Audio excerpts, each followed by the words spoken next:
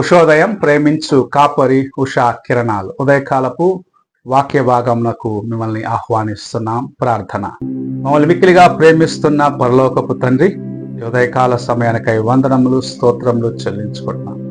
తండ్రి, మమ్మల్ని ప్రేమించి మరి యొక్క దినమును అనుగ్రహించిన నీ కృప కొరకు వందనాలు. ఈ ఉదయకాల సమయమున మాతో మాట్లాడమని యేసు పరిశుద్ధ నామమున అడిగి వేడుకుంటున్నాను పరమ తండ్రి, ఆమేన్.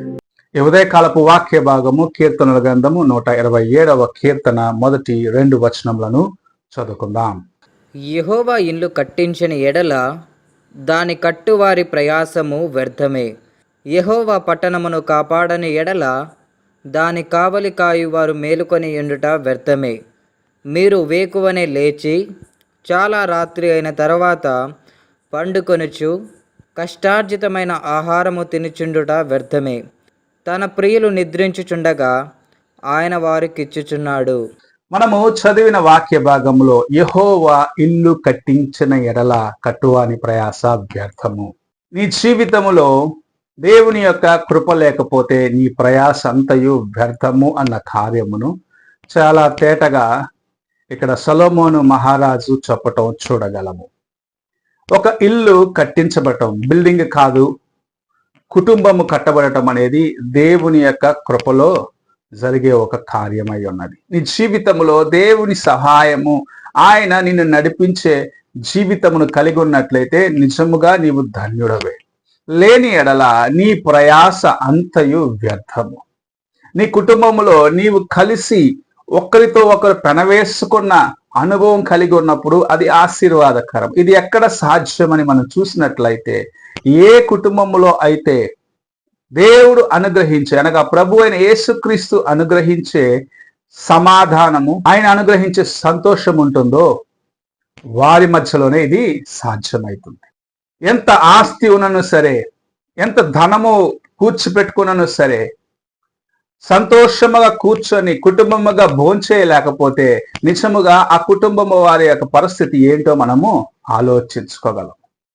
నీ ప్రయాసను, నీ కష్టార్జితాన్ని నీవు నీ కుటుంబముతో పాటు సంతోషముగా ఖర్చు పెట్టలేకపోతే నీ జీవితము ఎంత భయంకరమైన స్థితిలో ఉన్నదో నీవు గ్రహించుకోవాలి. ఈ ఉదయకాల సమయమున ప్రభు నీతో మాట్లాడుచున్న కార్యము, నీవు దేవుని వైపు చూసి ఆయన కృపను వేడుకొని ఆయన యొక్క సహాయముతో నీ కుటుంబమును కట్టుకోవాలి.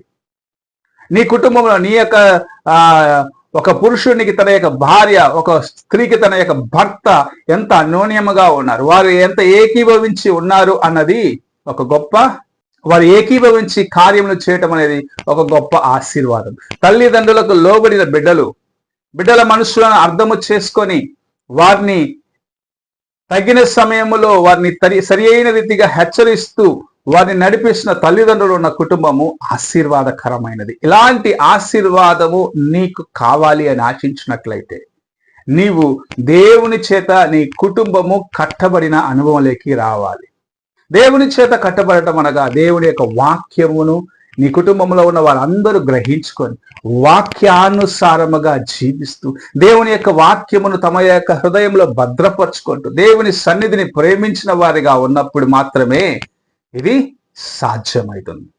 నీవు అనుకొనవచ్చు, నేను చేయు కార్యములు ఎంత ఆశీర్వాదకరముగా ఉన్నాయి, నేను సంపాదించుకుంటున్నాను, నేను ఈ పని చేస్తున్నాను, ఆ పని చేస్తున్నాను అనుకొనవచ్చు. కానీ నీవు చేసే పని నీ కుటుంబం అంతా కలిసి నీతో ఆనందించి దేవుని గణపరచలేకపోతే నిజముగా నీవు దేవుని యొక్క సహాయమును పొందుకొనలేదు. దేవుడు నీ కుటుంబమును కట్టి ఉన్నాడా అనే ఒక ప్రశ్నను ప్రభు నీ ముందు ఉంచుతూ ఉన్నాడు.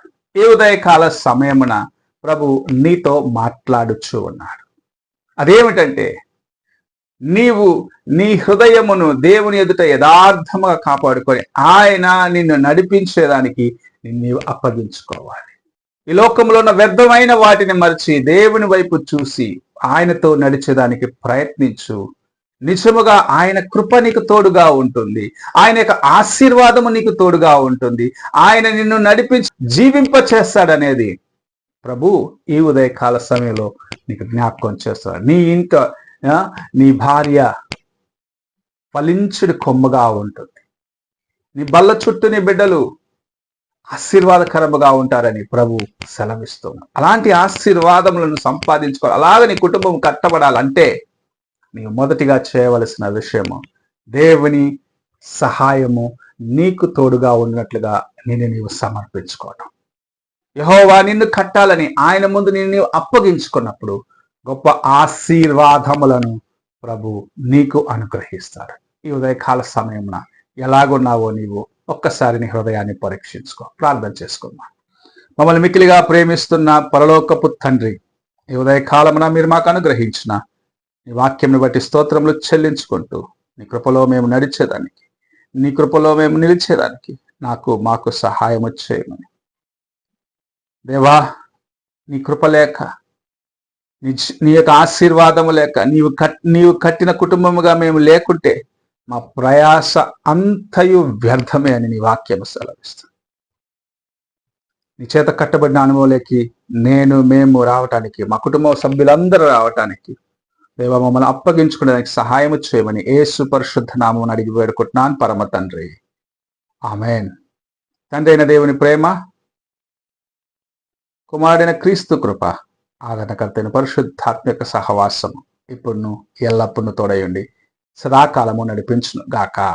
ఆమేన్.